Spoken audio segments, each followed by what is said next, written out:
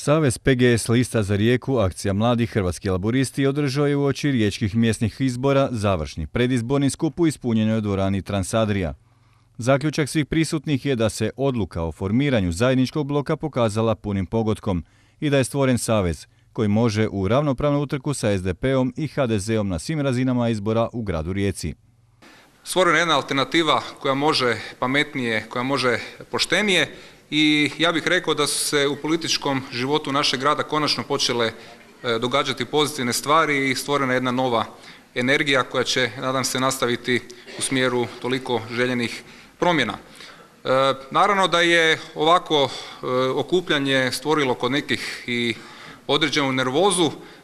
Čitali ste u medijima kako nas je prije tjedan dana čelni čovjek SDP-ove koalicije, gradonačelnik Obresnel, nazvao neprincipijelnom koalicijom. Ne znam zbog čega, valjda je njegova koalicija principijelna, budući da se evo raspada negdje godinu i pol nakon što je izabrana na izborima. Također, evo jučer čitamo u medijima nekakve optužbe kako vodimo prljavu kampanju. Ne znam šta je ni tu pjesnik htio reći, pretpostavljam da se radi o ovim brojkama koje smo izvukli uspoređujući mjesnu samoupravu u drugim gradovima i gradu Rijeci, jer o tome će nešto više reći Bojan. Takva nervoza je u jednu ruku i razumljiva, jer smo sigurni da je i ekipa koja je na vlasti u gradu prepoznala kako ova grupacija koja izlazi po prvi puta zajedno na mjesne riječke izbore, zapravo jedna grupacija koja ima potencijal za promjene, ima potencijal da postane ključni faktor u promjenama u našem gradu. Naravno da se te promjene neće dogoditi u nedjelju. Svi smo svjesni kolike su ovlasti mjesne samouprave u našem gradu. U nedjelju će se, poručuje Švorinić, dogoditi prvi korak, prva stepenica prema promjenama. Mjesna samouprava u gradu Rijeci ima i premale ovlasti, ima premala sredstva, a ja bih rekao da to prepoznaju građani, budući da i odaziv na te mjesne izbore do sada bio vrlo mali. Međutim, prema našem dubokom uvjerenju, jedini smjer, jedini put da do promjena u sustavu mjesne samouprave dođe, da mjesni odbori dobiju ulogu koju zaslužuju, je zapravo način i jedan izbor u kojem bi većinu mjesnih odbora preuzeli ljudi koji se zalažu za promjenu, koji se zalažu za veću ulogu mjesne samouprave u našem gradu. Ako se to bude dogodilo u nedjelju, a sva je prilika da će se to dogoditi, evo, sa moje strane imate čvrsto obećanje, pretpostavljam da me neće nitko demantirati iz redova koalicijskih partnera, mi ćemo vrlo brzo pokrenuti izradu prijedloga reforme mjesne samouprave u gradu Rijeci. O tome naime ne odlučuje niti Sabor, niti državna razina vlasti, niti neko zakonodavstvo, o tome odlučuje gradsko vijeće. Podsjeća da su se još tijekom rujna promijenili odnosi snaga u gradskom vijeću. Do sada je nama iz opozicije većina u gradskom vijeću bila nemoguća misija, sada to više nije slučaj. Dakle, mi očekujemo da će ova grupacija koja već sada kontrolira trećinu vijećnika u gradskom vijeću, naravno uz podršku onih razumnih vijećnika, konstruktivnih vijećnika iz pozicije i opozicije, u budućem razdoblju u gradskom vijeću moći predlagati i donositi prijedloge koji će ići u smjeru boljitka svakodnevnog života građana. Jedan od takvih prijedloga i takvih inicijativa će biti naš prijedlog reforme mjesne samouprave kojom mislimo mjesnoj samoupravi, mjesnim odborima dati i veća sredstva i veće ovlasti, ja bih rekao i veći smisao. Idemo u promjene korak po korak, idemo u promjene mjesni odbor po mjesni odbor. Ja bih se za kraj zahvalio prvenstveno svim vijećnicima koji su odradili 4-godišnji mandat, a pripadaju strankama ove koalicije. Također zahvaljujem se i svima onima koji su se kandidirali na izborima za sljedeće 4 godine, od kojih će, ja duboko vjerujem, velik broj biti izabran. Preostaje nam evo još jedan korak, preostaje nam da u nedjelju napravimo opću mobilizaciju. Ako odaziv bude kao do sada, ja uopće ne sumnjam da će uspjeh biti odličan 19.10. Hvala.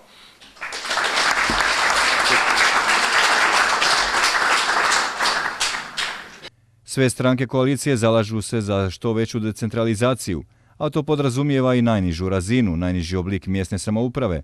Mišljenja su u PGS-u. Što se tiče trenutnog upravljanja javnim financijama na razini gradske uprave i vijeća mjesnih odbora, taj model je zapravo vrlo i strogo centraliziran. Naime, mjesni odbori raspolažu sa 80% sredstava koji se naplati od komunalne naknade od stambenog i garažnog prostora na području tih mjesnih odbora, ali zapravo u realnosti sa tim novcem zapravo raspolaže Gradski odjel za komunalne djelatnosti i još nekoliko drugih odjela koji onda u biti samostalno donose odluke o tome na koje će se točno komunalne zahvate utrošiti i na koji način. Drugim riječima, uopće ne postoji nekakva kontrola od strane vijeća mjesnih odbora na izbor samih projekata i programa koji bi se trebali početi realizirati.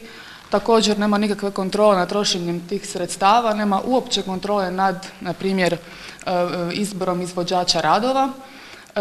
Sve u svemu, cijela ta situacija je dosta onako mutna, što naravno ne bi trebala i ne bi smjela biti, zato što se upravo radi o novcu koji se tiče, koji je nastao zapravo od stanovnika s područja tih mjesnih odbora i ljudi koji tamo žive bi trebali imati glasa o tome i saznanja o tome na koji način se njihov novac troši i na koje programe.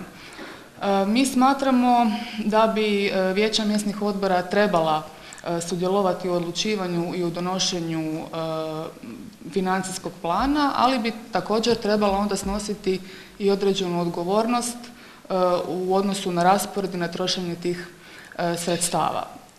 Mi mislimo da bi se ta sredstva trebala trošiti po principu tamo gdje se uprihode, dakle tamo gdje se komunalni novac uprihodi, tamo se treba i utrošiti.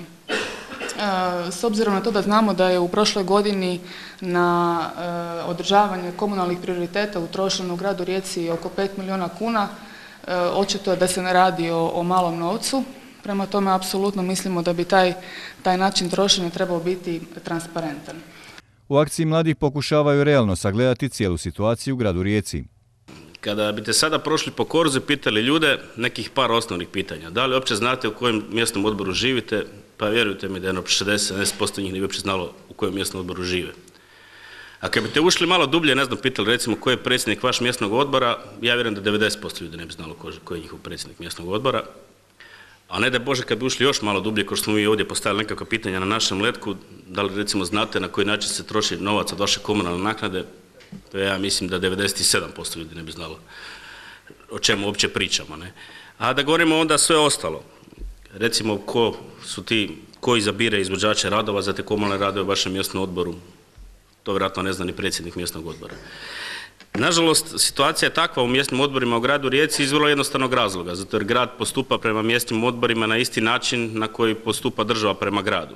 Znači, po sistemu podijeli i vlada, jer raspodijeljeni su na jako puno jedinica bez ovlasti i bez novaca. Bez ovlasti i bez novaca nemate mogućnosti. Ako ćemo uspoređivati se sa drugim gradovima, najmanje se volimo uspoređivati sa Zagrebom, ali tu nam je nekako i najbolji primjer kako to funkcionira ovdje, kako to funkcionira u Zagrebu. Znači, u Zagrebu mjesni odbori, odnosno njihove gradske četvrti, raspolažu sa 170 milijuna kuna. Pod raspolažu, po time mislim da mjesni odbori, odnosno gradske četvrti u gradu Zagrebu odlučuju o tome gdje će se i kako utrošiti tih 170 milijuna kuna. A kod nas mjesni odbori raspolažu sa 860 mjesečini, 852 tisuće kuna. Mislim da vam je taj srazmjer vrlo jasan. A možemo to uspoređivati sa proračunom grada Rijeke i proračunom grada Zagreba, pa ćemo doći do toga da je u gradu Rijeci u proračunski gledano to 0,12% proračuna što ide mjesnim odborima, a u gradu Zagrebu je to 2,8% proračuna. Mislim da je svima jasno o kakvom nesrazmjeru se radi prema mjesnoj samoupravi. Bez ono što je Danko upravo pričao, bez nekakve kvalitetne reforme mjesne samouprave u gradu Rijeci ni neće biti puno bolje. I možda vam je teško se motivirati da izađete ovu nedjelju na izbore za mjesni odbor nakon što smo mi sve ovo tu ispričali, ali poanta priča da ako se vlast ne promijeni u barem 50% mjesnih odbora, odnosno ako opozicija ne dođe na vlast barem 50% mjesnih odbora, nećemo biti u mogućnosti pristupiti toj reformi. Jer sistem kakav je do sada funkcionirao u gradu je da dođe na vlast iste stranke koje su u gradskom vijeću na vlasti i onda ide nekakva anketa među mjesnim odborima gdje se sprovede da oni uopće ne žele bilo kakvu reformu mjesne samouprave. I to vam priča koja kruži u krugu već godinama. I jednostavno ako ne dođe do promjena, neće biti ih. Promjena u mjesnom odboru, neće biti ni promjena u načinu funkcioniranja mjesne samouprave. Evo, to je nekakva osnovna motivacija koja bi trebala biti svima nama, da ovu nedjelju ipak izađemo na izbore i izaberemo ipak nekakve promjene.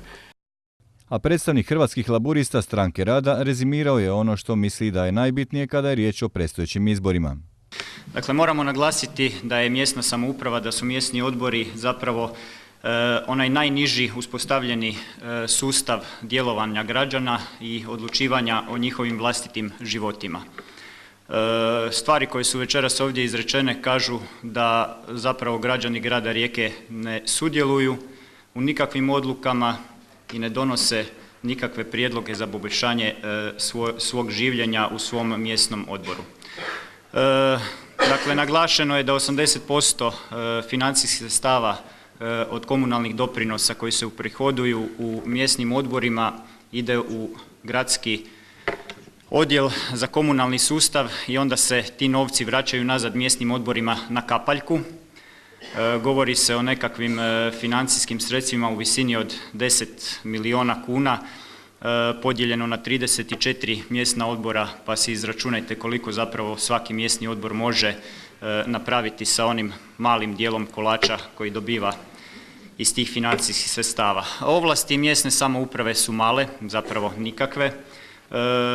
Članovi vijeća mjesnih odbora ne mogu utjecati praktički nikako na grad Rijeku da se odluče da tim mjesnim odborima daju neku veću autonomiju, da građani zapravo onda dobiju priliku odlučivati na šta će se financijska sredstva u njihovom mjesnom odboru trošiti. Najvažnije što je naglašeno večeras na ovom skupu, to je potreba građana da izađu na izbore, da 19.10. zaokruže one koji donose, koji obećaju naravno i koji će ispuniti to da će donijeti promjene u mjesnim odborima, da iskoriste svoje demokratsko pravo da odluče zapravo o svojim vlastitim životima.